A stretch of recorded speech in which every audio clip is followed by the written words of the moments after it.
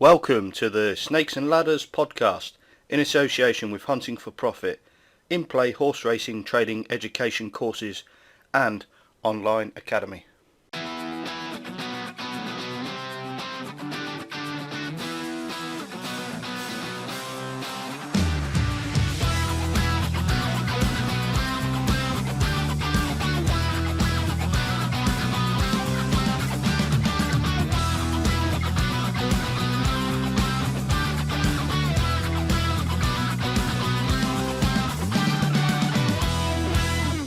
Good evening and welcome to the third podcast.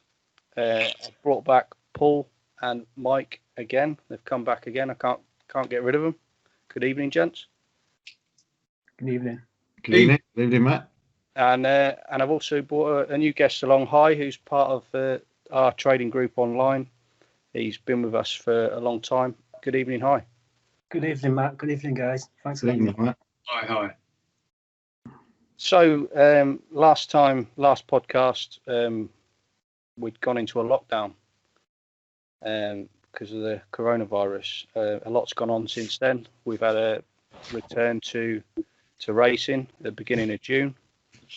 There's still no crowds at racing. Let's go through a bit of an update, bit of a news update. What you got for us, Paul? Yeah, obviously starting with no crowds at racing. Doncaster had one day, I think, and was tarnished by a group of people from South Wales, believe it or not, going up for the day, and straight away they put the brakes on with any of these trial test days with crowds coming back, which is a great shame because obviously race courses are dependent, whether we like it or not, on the people that go to the race courses, attendance and people who are drinking there. So as a business model, I would imagine they're all in a pretty dark place at the moment. Yeah, it's not good, is it? It's not good. I've posted a few little bits on Twitter. I tried to stay away from the politics, if I'm honest, but it's just a little bit infuriating in terms of the racing. You hear about people at the course, particularly smaller courses like the Newton Abbotts of the world. If they don't get crowds in soon, they could be in serious trouble. I think Newton Abbott's biggest meetings around March, April time or something like that. And particularly places like Newton Abbott, the smaller tracks, they rely on these summer evenings and these summer events they throw on, where there'll be a tribute act and there'll be lots of couples and people as groups going out and having a good time, spending a few quid. And also, I do feel for the stands rail bookmaker, the people that have been there as part of the fabric of the sport, because obviously there's nobody going in at the gate, so they're not making a living at the moment, which is quite sad, really, when you think about it. Yeah. Exactly. A lot of people. They reckon it's about half their income, the track, through spectators on average. Yeah, can well imagine that, and particularly drinks and food, and because none of these race courses are cheap, are they? You have a pie and they're like £8. Yeah, very true. But yeah, no, great shame for the sport. I don't understand why they can't. What I didn't understand was that when they've done the BHA brought these pilot schemes out, they geared them towards the big meetings, which to me didn't make much sense. What they should have done was made it low key, smaller meetings, the ones that are really, the Goodwoods of the world. I don't know the finances, but you would think the bigger tracks would be able to survive longer.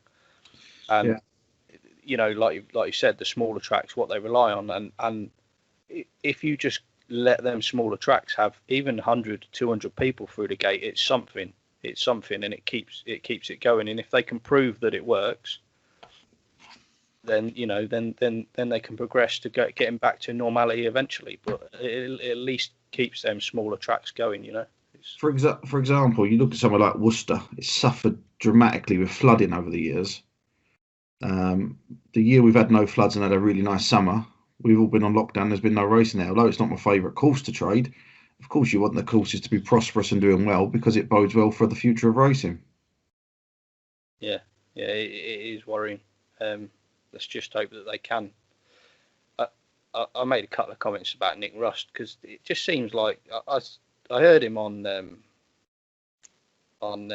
Nick Luck's Sunday morning show, Luck on Sunday, the other day, and you know, he polishes it up well, the way he talks, but he's outgoing. He's the chief executive that's going to leave soon. It just seems to me like he's just treading water, and he's just, I don't know. Maybe he probably does care, but is he really busting a gut? You know, knocking on the government's door and saying, "This is what we can propose to you." You know, it is all political, and it's just frustrating to listen to him when, you know, a lot of people in racing are saying we can do this. It's outdoors. You know, it can be done.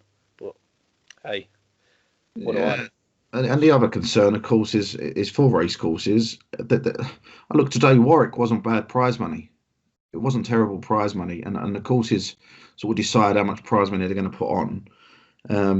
I just wonder, with all what's going on at the moment, without being too political, because it's just a horse racing podcast, but how many owners are going to throw in the towel? They're racing, I mean, it's sort of £2,000 roughly thereabouts to keep your horse in training every month, running for prize money, which isn't fantastic, and you can't even go as a crowd to go and watch your horse run. So I just wonder, at the moment, it's going to be a really tough.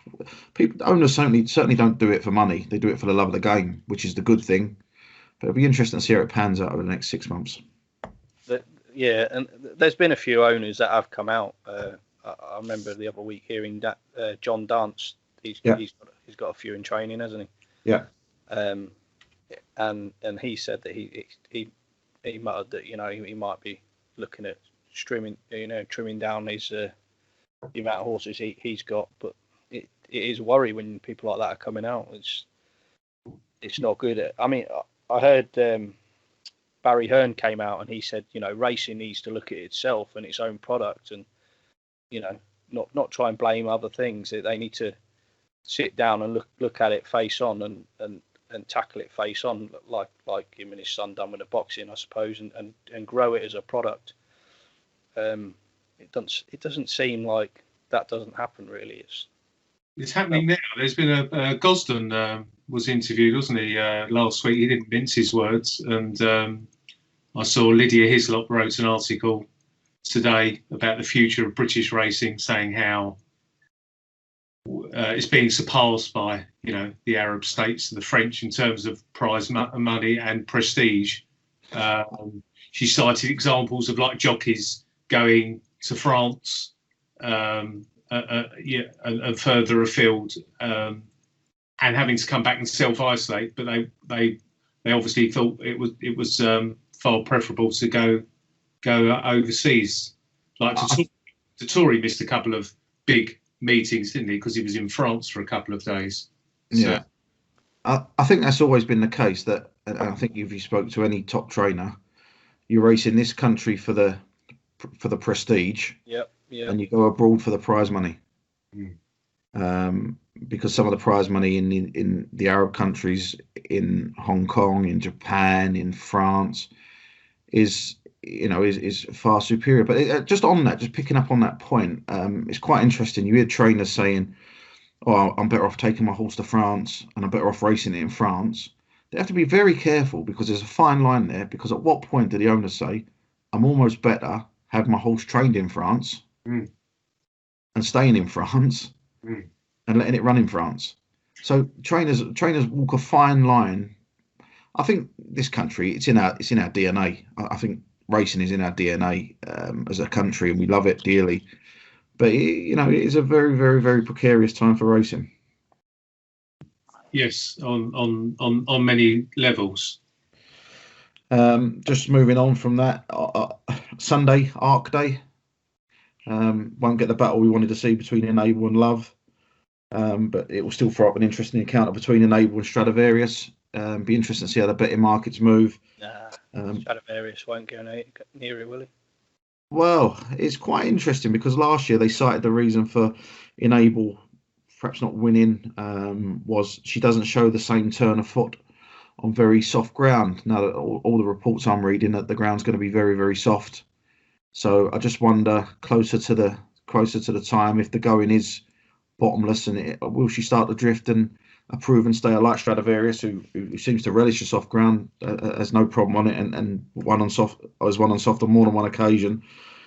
Will there just be a little sport for that, or the horse that finished, I think it was third or fourth in the Arc last year, that on very soft ground, and that was staying on all the way. So they've geared that up. So it'll be interesting to see how the markets move closer to the time and what the go-in's doing between now and Sunday.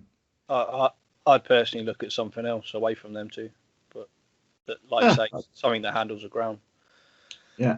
But in terms of trading, it's just a no-go anyway. So. Yeah, just interesting to keep an eye on that. And the other thing, of course, is in the news today is Oisin Murphy failing a cocaine test, which happens to be in France. His failed test was in France, in Chantilly. But it's quite interesting because 4 of our jockeys have failed out there, and they've all, well, 2 of them certainly have contested it, and that's Oisin Murphy saying he's innocent, and he's had 2 hair samples, and it showed no traces of cocaine. And Rab Havlin had the same issue 2 seasons ago, I think it was, and he served a long ban, of which he still to this day denies it. So that's quite interesting. Frankie Dettori was the other one in France, and Kieran Fallon got done in France. But clearly, being a top flight jockey is a really difficult job. You're managing weight, a lot of travel. I'm not making excuses for him, but the fact I can reel off here: Nathan Evans, William Carson, Kieran Schumacher, Callum Rodriguez, Kevin Lundy have all been done for failed cocaine tests in the last 2 years. Now, whether that's to control weight, but surely, as a race we're getting bigger, why not make the upper limits higher? So why not, instead of a chasers carrying 12 stone, why not make the upper limit 13 stone and everything else carries 11 stone? And on the flat, why not make everything 10 stone and everything else can carry a minimum of 8 stone?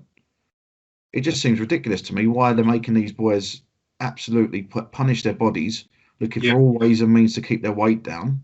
When they, as a race, we've grown, as humans are evolving all the time. Why not just then say, well, let's just up the limit by a stone? I've got a chance of a ride if they put it up 5 stone. Also, as most modern athletes now, they've got much more muscle density now as well. They work out in the gym, they run. They're much more fit than the guys used to be. Yeah, but it never ceased to amaze me. They talk about, obviously, the mental health of jockeys. They talk about their nutrition. Why not say, okay, what can we do to really improve it? So why not just move the upper limit and do it that way? It's a good. It's not a bad idea. But he does. He's saying he's innocent. He's saying he's not. He's had 2 hair samples, and you know what? It wouldn't surprise me if it was innocent. You never know. Yeah, but you might have to alter the penalties with doing that. With adding weight on the jockey. Well, even half a stone, even if because actually they get an extra allowance over and above their weight for their back cushion, and for their helmet. Yeah. So there is so when I think, I'm not sure what the allowance is, but I think it's 3 or 4 pound. I just don't understand why they just don't be done with it and it take a little bit of stress off them, because they are elite athletes and you're expecting them to live like people who can't eat, and it's frightening. What's the trace of the cocaine that they? I think I'm not sure. I honestly don't know. But yeah, but that's the breaking news. Obviously, when a champion jockey gets done, it makes more headlines than when Nathan Evans got done 2 days ago. Well, of course it does, yeah, because he's like the golden boy of flat racing, isn't he? Yeah, but I don't think his career will be in any jeopardy for it. Oh, he's a very good rider. If he's made a mistake, he's made a mistake. I'm not saying I condone it in any way, but people like Frankie Dettori, Kieran Fallon, Kieran Schumacher, he seems to be on a bit of a bounce back at the moment. Because of his talent, he will bounce back. It's just a case of him trying to prove his innocence. He's come out and pleaded his innocence, hasn't he? Yeah. He was on racing TV early. Yeah, so that's about the news summary. Good stuff. Very good, and we're now progressing from flat to jump season. So hopefully the future will be a bit more bright than the latest news. Yeah. So we'll move on then. We'll have a chat to Hai about your trading journey. If you want to tell us a little bit about how it started, how you got involved with racing. Do you trade anything else? Yeah, I first got into trading initially was through a guy that I knew. He actually went to the tracks, and he was one of the guys at the course trading on the course. Yeah. So that's how I got introduced to the game. He used to go, and a group of them, traders, would hire a box out, and they would be in there with the laptops and monitors trading the live pictures, so they have an advantage. So that's how I was actually, the guy that I knew, he didn't have a license at the time, driving license. So I actually was his driver. So I was driving around different tracks, taking him to all these tracks, so he would be trading. So that's how I first got into it. I didn't know how to trade, but I did find it quite fascinating. I didn't know anything about horse racing. I didn't know anything about trading. And the in-play trade, I did have a go at the track, but it just ended up in disaster. So I kind of stayed away from that for a while. But the pre-race aspect of it I did find quite interesting. So that's how I initially got into trading pre-race horses. So that's how studied that for a few years. Lots of back and forth going around in circles, but I actually did find success in pre-race before I started in running. So with in running, I found it quite difficult to crack. Tried a lot of different services, and they didn't really teach you how to trade. It was more like give you a selection and give you entry and exit points. It wasn't really still teaching how to trade the markets until I came across Hunting for Profit, and I could tell like you knew what you were doing. So yes, that's how I got into it. Yeah. Cool. And you've been with us for a while now. Have you made good progress in that time? Yeah, I think I've been with you since the beginning. Yeah. Even before you started, you used to post your watch list on your website. I still remember, and then I used to follow it. All right, I didn't realise you right from the start. I knew it was early days, but I didn't realise. Yeah. So I think that was like maybe summer, was that summer 2017? I think. Yeah, 2017. Yeah. Yeah. So I used to. I don't know how I came across your site, but yeah, I looked at your site and then you had these notes, and it was instantly. It was a bit different because you go into a bit more detail about like the makeup of the races and the horses and stuff. So that caught my attention. And yeah, so when you launched the service, I joined from the beginning. And the good thing about it is everything's laid out. You got like your video section. You've got a lot of members. Everyone's helping each other. Any questions, you're always available. And the watch list. What I used to do is I used to actually have to go spend at least half an hour every day to go through the cards and find front runners. So that always took a lot of time. But with a watch list, you kind of do that. You do that for the members, so that saves a lot of time. But also you give a lot of detail in regards to the horses and the makeup of the race. So all that information is it's really valuable, I guess. And the videos, like I used to go through the videos all the time because I was learning at the time. I didn't know. I started off doing front runners, but to be honest, I didn't really know what I was doing. No, I'd read a card and I'd know a front runner, and I'd basically just place a bet before the race starts. And then from there, it was just kind of like, there wasn't really any straight. Maybe you just stick an exit point in maybe at a crossover, but that was about it. But with what I learned from your service was actually how to read the market, which I think is the most important thing, not just selecting a horse and seeing how it goes from there. I think what I've learned from the service is if you know how to read the market, then you can structure your trading around that. So that's the most important aspect of in-running trading, I guess. Along with, I guess, the horses, but in terms of the actual execution, if you know how to read the market, then that's the most important aspect, I think. Yeah, and also if you can read the market, you understand what's going on, and you understand when a trade isn't going right.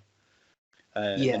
and you understand when to get out and Yeah, and that was where to get out. one of the problems I used to have was I'd open a position, say for a front runner or just any sort of trade, and then it'd go against me, and then on the ladders it'll be going against me, but then I'll be watching the pictures and it'll be like 2 lengths ahead, and it'd be like seems like it's going fine. Yeah. And and I got into a lot of trouble doing that sort of stuff, and it wasn't until I realised that the market always has to come first, and the pictures come second, like you say. So yeah, so that always that was a big obstacle for me to really overcome, to getting too glued to the pictures and not reading the market. So, but it's a bit funny, I guess, because when you trade pre-race, all you're doing is watching the market. But when I trade in running, I was doing the exact opposite. I wasn't looking at the market; I was just looking at the pictures mostly. Yeah, at the end of the day, that the market is where you win and lose money. So Yeah. you know, but it's understanding why. It's also understanding why a horse gets backed in or why it drifts. If you've got an idea of why it is, why that's happened, Yeah. it gives you more confidence when the trade's going well to stay in the trade, or you know, and not cut it short. But then obviously, if you know why it's going wrong, or it isn't quite panning out how you initially thought, or even you're looking at a market and you haven't entered and you think, no, I can't enter that because of X, Y, and Z. You understand it then, and it's yeah, it makes everything clearer. Exactly. And for me, if I want to trade anything, if I went to learn to trade something else now, like, I don't know, another sport or whatever it was, I'd want to learn about every aspect. I want to learn everything as much as I could about that sport, to have all the knowledge of that sport, because you know, it's like I say in some of the webinars and stuff, is, you know, it's a bit like serving an apprenticeship, if you like. I can give you a book on how to fix an engine of a car, and you can read it from front to back, but then I'll give you a car to fix the engine and you'll look at it and go, what the fuck, what do I do here? So do you know what I mean? But when you do learn to do the actual fixing of the engine, and you put the book with the engine and you actually learn and understand the nuts and bolts and the mechanics of it all, and you practice it, then you become sort of the complete person of doing that aspect of what you're doing. So it's the same with trading, really. It's understanding what I call the trading jigsaw, understanding every part of the jigsaw. If you've got missing pieces of the jigsaw, then you're almost fooled by the randomness of the market, I guess. And that's where a lot of people are like rabbits and headlights, and they don't realize it. They don't realize it because they'll have several green trades and they'll go, oh, this works, you know, I'm green today. And then they get smashed with a red and don't understand why, and go round and round in circles, you know. Yeah, I think, like you said as well, a lot of people go into trading with a kind of mindset that it's kind of like get rich kind of quick kind of thing. Yeah. When, like you say, it's a process. You got to serve your apprenticeship, and I think with people, like, if you were to tell most people going into trading, it's going to take at least a year or 2 years before you can maybe see if you can make it work. Yeah. And they might view it in a different light. But yeah, I guess a lot of people do go into trading. Probably myself included. I didn't know what I was getting myself in for. I just knew that I was interested in it. It's fascinating, but I didn't know what I was getting myself in for either. But it is a journey. You've just got to stick it out. I mean, there's people that have left the group that I've seen on social media and they're still going around in circles. And I just think it's madness. It's like, find something you like, find something you want to do, and you know, have some belief in that system, and then knuckle down and learn everything, learn every aspect of it. And yeah, I was going to say another good thing about what you do is when you your daily debriefs, where you send like a description of like details about your trades and stuff. I find that really helpful, because that used to help me find, like, kind of get into the way your train of thought, like how you entered your trades and how you execute, where you dripped out, where you exited, and just comparing, like, along with watching the videos and also watching myself trade, recording my trades and watching them back along with the debrief. Everything is, it's just different pieces of jigsaw that I think needs to be brought together in order to make it work. Cool. Yeah, very. You're very switched on. We when we had a brief discussion when we met up in Nottingham last year. For me, I could see you were really switched on. You really take it all very seriously, as you should. As Matt says, there's people who come along. They think, I watch like 50 videos and just switch the software on and away you go. And it's not like that. There's so many components to it, and you can know everything about in-running trading. But at the end of the day, if you can't execute,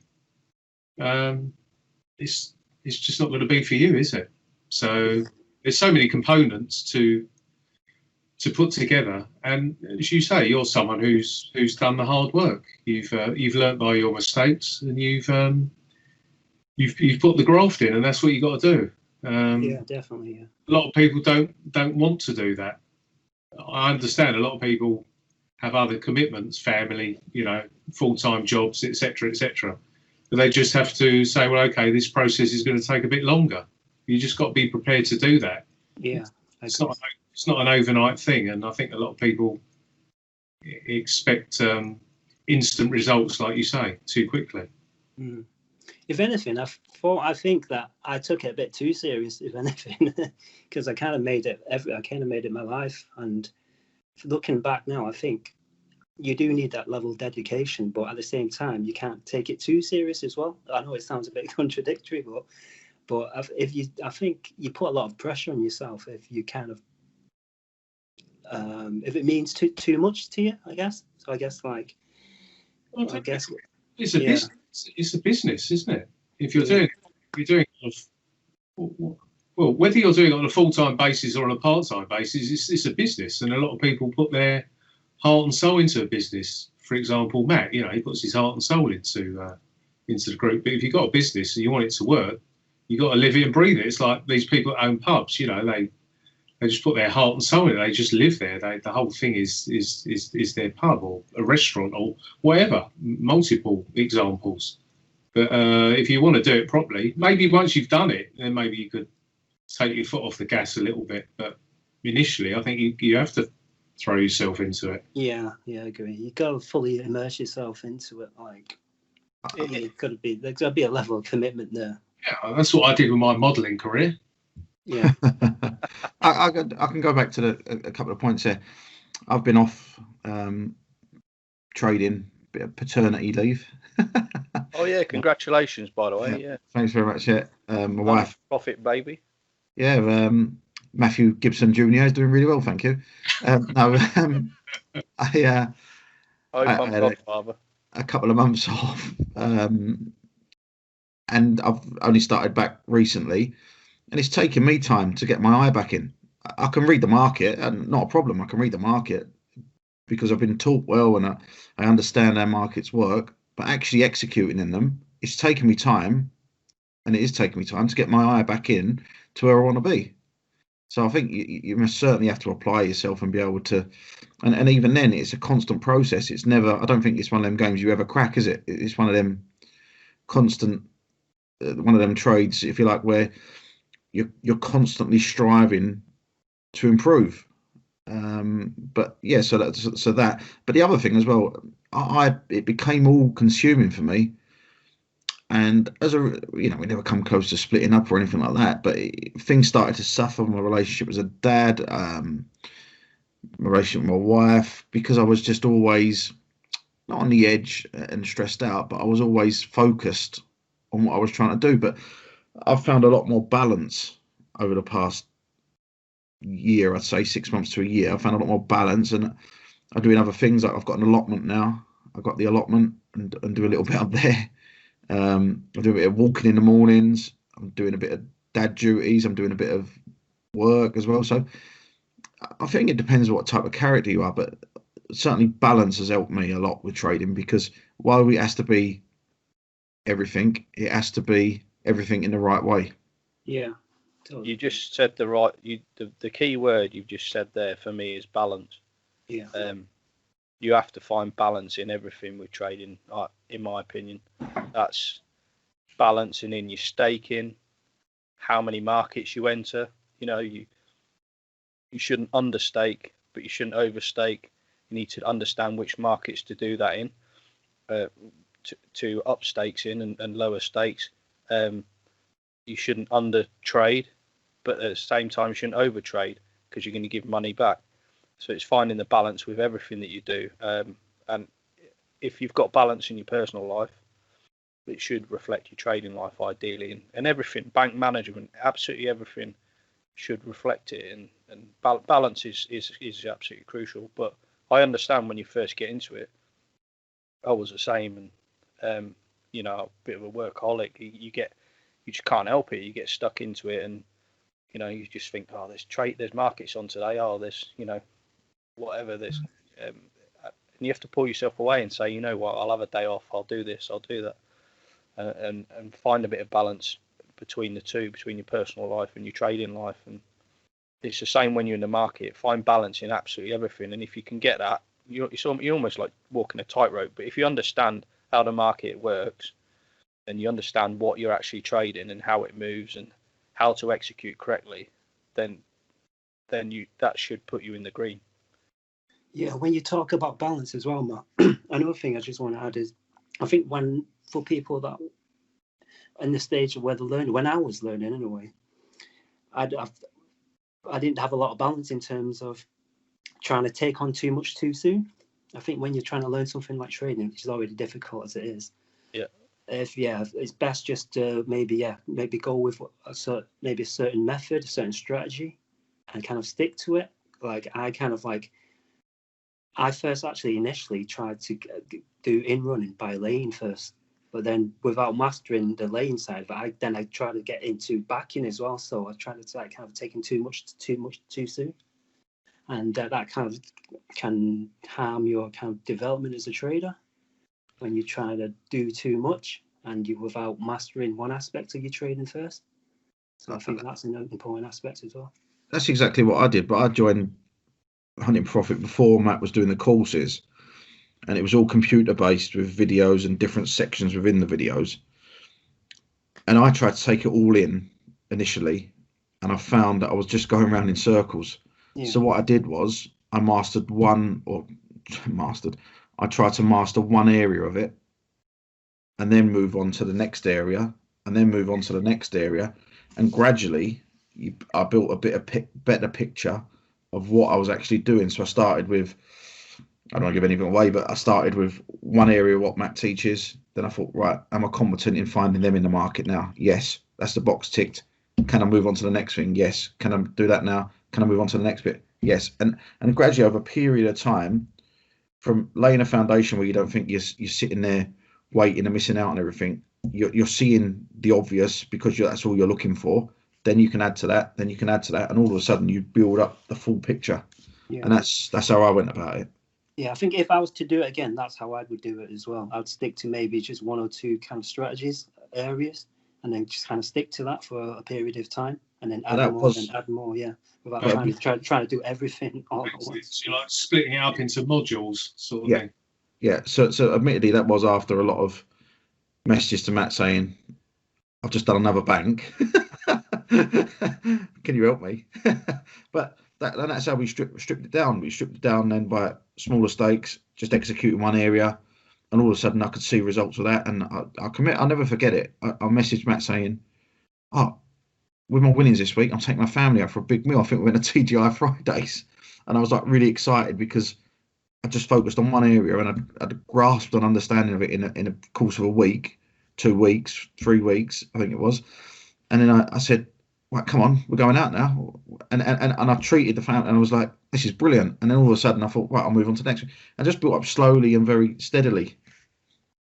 Yeah, and I think that is a mistake that some people can make actually in the group, because I can give a debrief. This is what I've done, but I've been trading several years now, and it's like when I first started, I wasn't trading like I am now. You get more competent in certain areas and more confident in them areas, and so I am going to enter trades that other people aren't going to enter, and you're going to enter trades that new people aren't going to enter, or or profit from other trades where new people won't, and that's like that in any walk of life.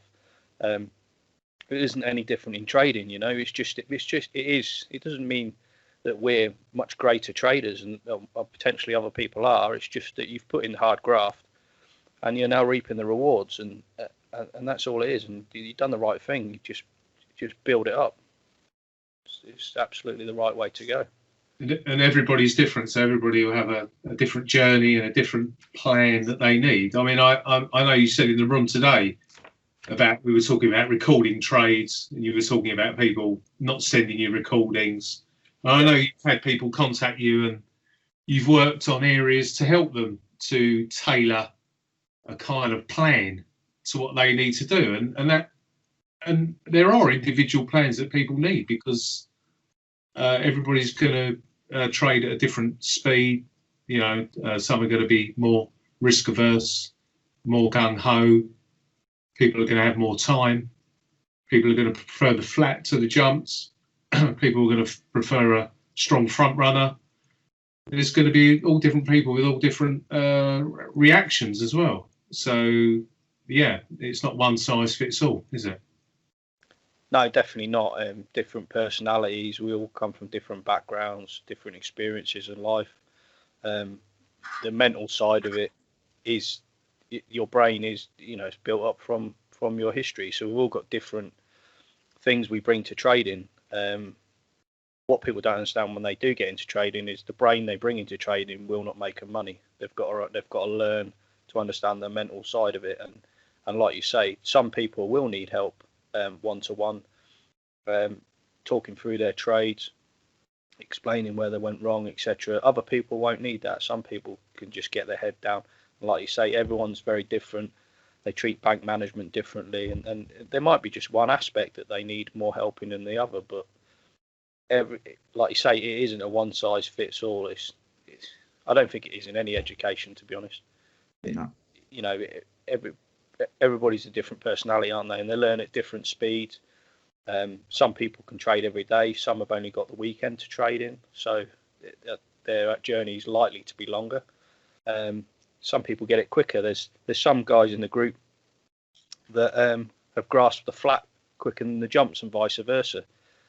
Some people say, "Oh, I can't wait for national hunt season. Had enough of the flat," and then we've seen comments of some say that they actually prefer the flat. So it's, that they are both. You can profit from both. As you know, I'm more of a bigger national hunt fan. I prefer that season. I love the winter, but you can profit from the flat as well. So it's just understanding both of them aspects of racing. But yeah, I'm digressing. But everybody's different, aren't they? I think that's why they should. That's why it's good to try different types of. Like you say, some people might prefer the flat to the jumps, and vice versa. So it's good to try different aspects of trading, or even pre-race, and see what kind of fits your personality as well. Like he was asking, what other sports do I trade? I do trade. I occasionally do trade tennis as well, because I find that kind of fits my personality as well, and it's something is a sport that I'm interested in as well. Okay. But but it's mostly the horses. These days, it's probably, I would say, 50-50 between the pre-race and the in-running. I'm a lot more selective. I'm not really. I'll pick my battles more these days. So I'll maybe pick a few races to trade pre-race, and I won't be trading every race in running. So I think it's better that way, to be selective, because not every market's going to give you opportunities. Yeah, to pick up on the point. Sorry, Mick. Just to pick up on the point. What I would say to anybody who's listening, if you're struggling and you're finding it difficult, speak to Matt.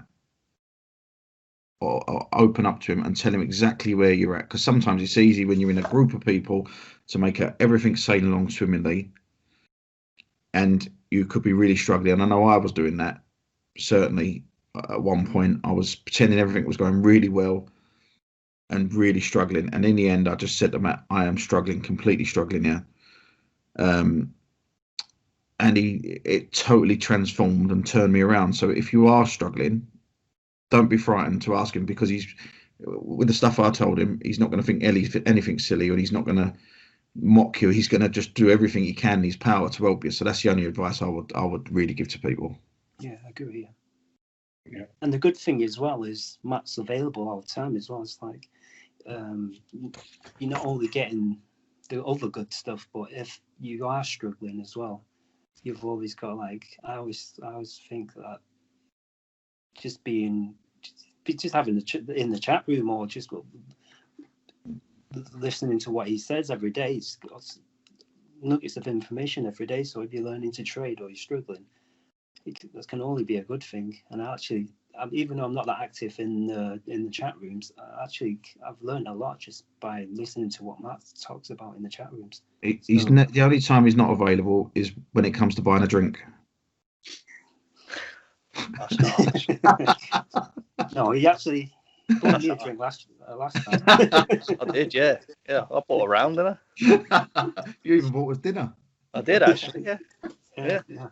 Fucking up yours. That was nice, that food. Yeah. Be nice to do it again sometime. Yeah. Yeah. It would be. Yeah, so moving on a little bit. So we're looking forward to National Hunt season then. I am forward. Absolutely. We had a little preview today. Where the sort of consensus was the markets were a bit better. You could, where appropriate, you could put some more money into the market. As we know, the jumps markets seem to be a little bit more forgiving than the flat. It all happens a little bit slower, so you've got a little bit more time. But yes, I thought there was some encouraging signs today, and earlier on in the week as well. Yeah.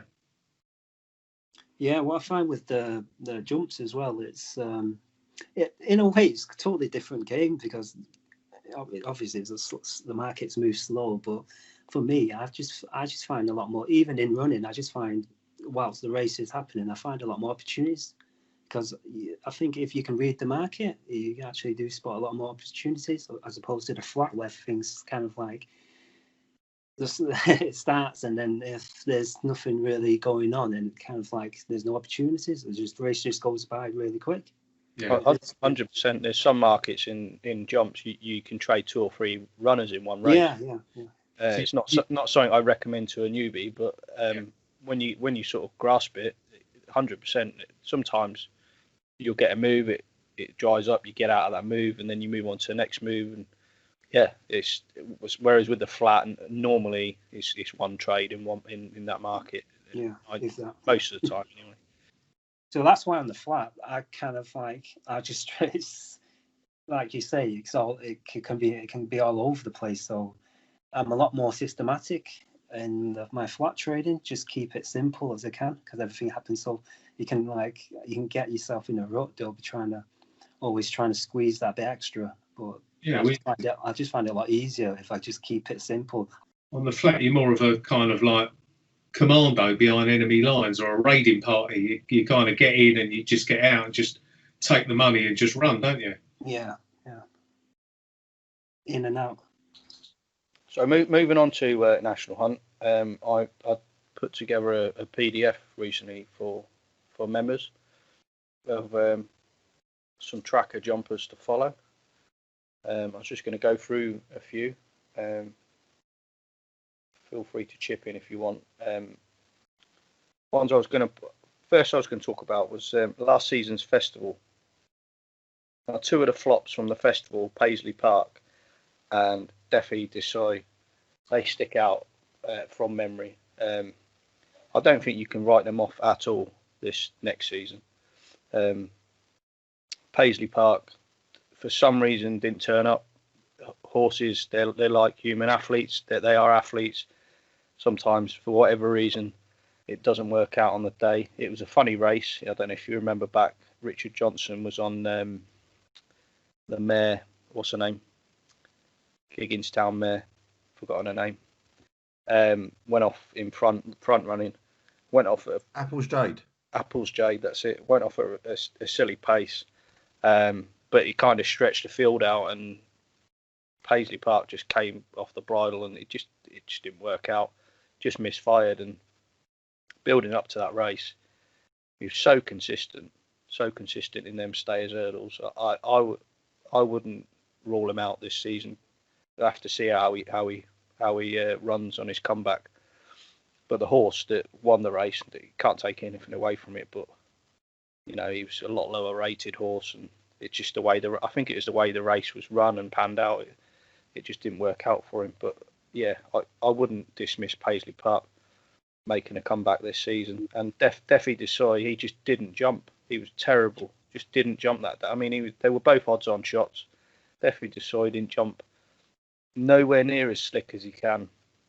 The previous year at the festival, his jumping was immaculate. He went on to win the previous year. His jumping was brilliant. So you can't. I don't think you can dismiss either horse this season. I think I definitely wouldn't knock them. Making a comeback this season. For those listening that don't know, on Hunting for Profit website, there's a racing diary where I post a few snippets of information. It kind of gives you a little sort of taster, if you like, into sort of the watch list that we put out. The watch lists are more detailed of actually how races could be run, and how as and how and why horses might drift or get backed in. But the racing diary is more geared towards potential movers pre-race and in play, really. So that it's worth checking that out. And last season, the best form that came out of that racing diary was Sporting John form. It was madness. I think there must have been 6 or 7 winners that come out of the first race that he ran, that he won. Sorry, and then there was several bits of form that came out after that. So he's definitely one to watch for. Probably going chasing this season as a novice chaser. He's probably going to be one to watch for. Going back to the festival, the form from the champion bumper is always something worth looking at. I would say you'd agree, Paul. Yeah, certainly. Yeah.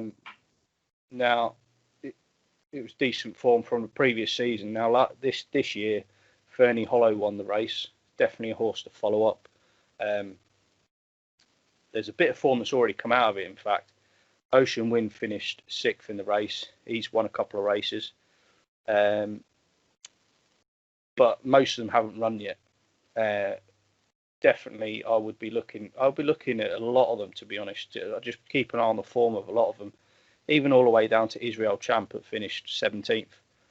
He came out of a decent bumper, so there's plenty to go out in there. It's definitely the champion bumper form. If you look back through it, Fernie Hollow won it.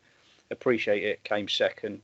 Queen's Brook, another horse definitely worth following up. The Skelton horse, Third Time Lucky. They are horses that I would definitely be looking at, watching them this season, going over hurdles without a shadow of a doubt. The other race that really interests me is the County Hurdle from last season. It wouldn't normally interest me, but the horse that won it, St. Roy, he was clearly plotted. He is not. In my opinion, he's not a handicapper. If you remember, he got bashed in pre-race in the market, and he travelled through that race like a dream, and he won it going away. It was brilliant. He was held up in the early part, and Geraghty was on board, and he just jumped really well, and he just didn't look like a handicapper. And since then, I mean, he won off 137. He was obviously plotted. I remember his first run for Mullins. He's a JP McManus horse. First run for Mullins, he was poor, but then he won next time out, and then he went on and won the County Hurdle. So he's clearly well handicapped, and that it was plot job. But Aramon's come out, who finished second, another Mullins horse. He's come out and won 2 races, and one of them's a Grade 3. So straight away the form's decent there. And then if you go further down, you Embittered, who finished third, hasn't raced yet. Sorry. Build Me Up Buttercup finished fourth in that race, and he's won a listed race. So there's a bit of form that's come out of it, and there's a bit of form further down. Beat the Judge. We've seen him over fences this season. He's won a couple of races over fences. Beat the Nichols horse, Asher Tour. And there's a bit more further down. Tiger Voice. Did he win today or yesterday or recently? Won it last month? Sorry. We've seen him out. We've seen him again, haven't we? Yeah, he fell recently, at the back end of September. But for the race before, he's won as well. So, and there's a bit more form further down. So the county hurdle form is working out, and I just think that St. Roy is he's not a 137 horse. I might absolutely. Well, he's not going to be this season anyway. He's going to obviously have gone up the ratings, but I think I don't know whether he'll go hurdles or go chasing. Obviously, if he goes novice chasing, we'll have to see how he runs. But if he goes over hurdles, I wouldn't shock me if he sort of aimed at champion hurdle. Now, I know that JP's got the favourite on the champion hurdle, who won it this year. Who knows how they're going to go, and that's a Nicky Henderson horse. So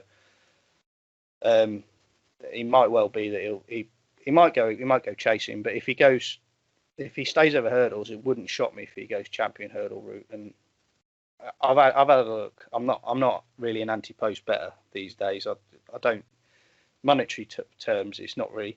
If it's for a bit of fun, it's fine. But in terms of like if you're doing it seriously for profit and stuff, it's really not. There's no point. You know, you're going to make more trading day to day. So you'd have to stake a decent amount. But saying that, he's a 20-1 shot for the champion hurdle. So you know, it's a decent odds, I think. I'm not saying he's going to go on and win the champion hurdle, but not a bad bet at something such a high, such decent odds. You know, when you look at the horses lower down in the market. So that he's definitely one anyway to watch for this season. I'm really looking forward to seeing him. They're quite obvious ones to look for. A yard that is all well known to us, Paul Nicholls' yard. He's got a few horses there that I think are quite well treated. Southfield Harvest could be one.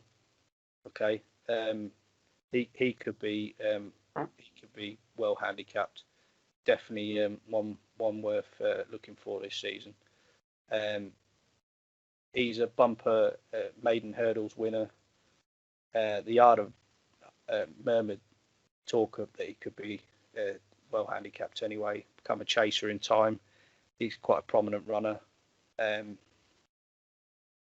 Also, you've got Master Tommy Tucker. Now he's had 4 chase runs, and he's fallen in 3 of them now.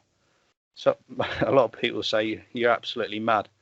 You know, sort of horse you want to lay. But when he does jump, he jumps really well. Obviously, he's fallen 3 times out of 4. So a lot of people say, yeah, you're bonkers, mate. But the one race he did finish, he did stay on his feet. He won. If he stays on his feet, I don't know if he's going to go back hurdling or not. They might throw him back over hurdles. If he stays over fences, I think he's a serious horse. I think he's a good horse. He's a very, very good horse. And he's had a wind up this summer. So the talk is that the yard think that the wind up could help him. Whether his breathing has been a problem with his jumping, I don't know. But he's such a bold, strong jumper. And obviously, if he falls the next 2-3 times, people are going to say he's just crap at jumping. But if he can't land, he can't land. But if he can turn out, and we've seen it before, there's horses in their early years that haven't jumped well. I can't think of the name, but there's one that sticks out in my mind. I can't think of the name in Ireland. He had a really poor novice over jumps. And the other thing is something for traders to look out for is if a horse is known to fall, the market can be nervous with that, with the jumping. But if he keeps jumping and he's jumping well, you might see the odds crash in quite well because the market doesn't expect him to kind of stay on his feet. So It sounds like a risky strategy, but if the horse is jumping well and the wind up's worked, he's definitely a serious horse. He's a good horse. Anyway, McFabulous from that yard as well. He's been over hurdles. He's a novice hurdler. Now he's still a novice till end of November. So I would hazard a guess, as long as they find the right race, the right ground, etc., he will probably come out before November and throw him in another novice race possibly. He's got good bumper form. Off the top of my head, he's got good bumper form, decent bumper form. He lost his first 2 hurdles races over 2 miles, but when he was stepped up in trip, he's then won his last 2 races. So he's unbeaten at sort of 2.5 miles, 2.4, 2.5 miles. So he's definitely a horse that's worth siding with. I think if he's in the right race, he might get put into some really good hurdles races this season. So it might be really competitive stuff. So you've got to bear all that in mind.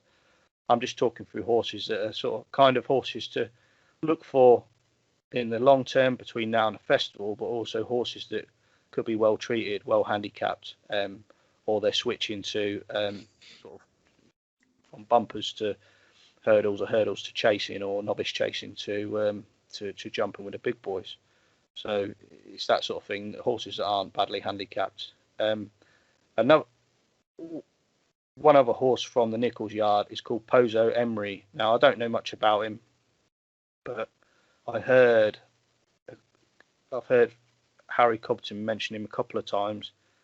That he feels like a decent horse. He's ridden him out at home, and he's probably one that people don't know a lot about. Pozo Emery, that might be worth keeping an eye out for. Just a note that I've taken on him. Last season's novice chasers, ones that I'm looking forward to seeing. Put the Kettle On. He won last season's Arkle. It was the Arkle, wasn't it? I think he won. She's a mare, isn't she? Put the Kettle On. I'd imagine she'll be aimed at that. There's a new mare's chase, isn't there, at Cheltenham next season? Yeah. So I'd imagine she'll be aimed at something like that. Really bold jumper, prominent runner. She can front run as well. She jumps extremely well. Another one, novice chaser from last season that I'm looking forward to seeing is Sam Brown. Now he came back from a long layoff, it was a couple of years I think, and won, and he jumped brilliantly. He's definitely one to watch for. Another prominent runner. Obviously, it depends where they go, what races they're going to run in. I'm not saying they're going to go out and win every race. You've got to weigh up what they're running against, etc. Springfield Fox is another one, another novice chaser. He's a front runner. He's an out-and-out front runner. He's a proper stayer. I don't think he'll go anything under 3 miles. I think he'll end up being a national horse or something like that, probably, possibly.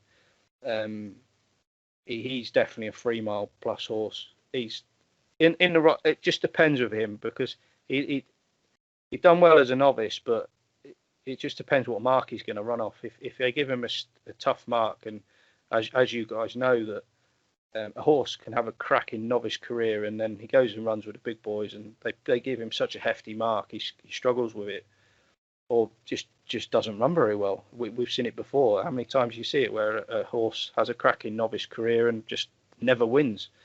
But I'm not saying this horse won't win, but I think he could have a big win in him somewhere. He's a bold front runner, so he's got to get. I think he's got to get the run of the race. And I'm not saying he doesn't have. I'm not saying he has to front run, but he's definitely one to watch for anyway. In the right race, off the right mark. I think I might eat my words here totally, but I think he might handle a big weight. But we'll see. I might be absolutely totally wrong there, and he won't handle it at all. Like I'm saying, we're talking novices to pushing on. So that's them from last season. One that I didn't put on the notes was a note. I know that you're familiar with this horse, Paul, from your ownership times. Is Battle Over Doyen. Now, I think he'd come into this season as a bit of a not forgotten horse, because all these a lot of other horses are being talked up, you know, and they will be talked up for the festival and stuff. But if you think back to Cheltenham this year, the RSA, Champ won the race. He came completely off a pace, didn't he? Yeah. Absolutely cracking finish. And then you had the battle between the Mullins and the Bromhead horse that Champ overtook and beat. Battle Over Doyen finished fourth in that race behind them three. And when they were turning in to go up the hill, he was still going well. He's a good horse. He's a decent chaser, I think. I wouldn't dismiss him. I'm not saying he's top level Grade 1 horse, but he might pick up the odd graded race, I think, in particularly in Ireland. He's one not to dismiss anyway. I don't think so. Yeah, kinds of. I can't go through them all tonight because there's about 120 of them, and then there's load. You know, we could go on all night talking about different yards and stuff, but they're just ones that kind of stick out. Could be well handicapped. You know, plotted in the right race. They're not all handicappers, by the way. That, you know, some of them, a lot of them are going to go into graded racing and stuff, but plotted in the right race. They're definitely horses to watch for, and they're on the right side of their career. You know, they're all progressing, if you like. They're all on that progressive path. So, yeah, they're definitely ones I'm looking forward to this jump season. Looking forward to seeing them run. Good, interesting Battle Over Doyen. He's a massive horse. If you ever get to stand close to him, he is huge. So I just wonder, just looking at his form, looks like he goes slightly better right-handed as well. He is a grade 1 winner in Ireland. He won at Leopardstown, but it was only a 3-runner race. But yeah, certainly right-handed galloping tracks I think will suit him down to the ground rather than Cheltenham. Although it's a big track, it certainly there's a lot of sort of turns and scrummaging for position. So he is one to keep an eye on, certainly in Ireland. Cool. Another that's totally obvious in terms of form is the Supreme Novices from this season. We all know Shishkin won the race. Abracadabras, another one to follow up. These are horses that I'd be looking at over fences. Chantry House, I imagine he'll be campaigned mainly at Cheltenham, being a Nicky Henderson runner. So they're all horses to watch for as well. But yeah, it's just on that, Matt, I was looking today at tomorrow's cards, and I don't know what time this is going out, but there's a horse for Chris Gordon tomorrow called Lord Baddesley. Okay. Goes in at 12:30 at Fontwell, and they think quite a lot of the horse. He finished second in his first bumper at Worcester. Then in the subsequent race at Kempton, 2 of the 4 runners have come out and won. So the form looks quite strong. But tomorrow, Lord Baddesley usually races off the pace, but he could certainly be strong in the market pre-off because he's running without a penalty, and a lot of the opposition or the 2 other market principals are both running under £7 penalties. So he's certainly one to watch. And Fearless is rated 122. I think this horse could be a lot better than 122. So if he runs really well, we leave it in the podcast. He runs like a fucking donkey. Just tack it out, yeah. but just looking at Chris Gordon, it is a stable I follow quite a lot, especially at Plumpton and Fontwell. Not in terms of backing them, but just I always have them on my radar because they turn up with their best form at them tracks. And he's got an outstanding lot of entries over the weekend. And if he hits the ground running form-wise, he'll be a man. A lot of his horses will be backed because the locals latch onto it. Yeah, good call. He's a bit of a character, isn't he, Chris Gordon? He's an absolute legend. I had the pleasure of his company once, and he is an absolute legend.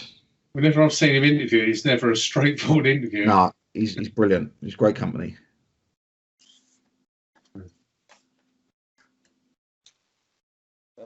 So we've been going over an hour. I think we should call it a night, gents. Good stuff. you know, we've had a good chat about what's happened since last podcast. Good chat about trading. I appreciate your chatting about your journey high. It's really good to hear. I know you've been making good progress. It's brilliant to see, and you know, another long termer as well that's come on, like Harry last time, and Mike and Paul. I appreciate you guys giving your time up, not just for me but for people listening, for the guys in the group. Hopefully they'll take some sort of nuggets of information, snippets of information that will help them going forward. And same anyone that's listening in, you know, if you're interested and you want to learn how to trade in play the right way without sounding arrogant, come and see us and come and have a chat where you are and where you're at, and take it forwards. But no, I appreciate your time tonight, and thank you very much. Pleasure. Appreciate it.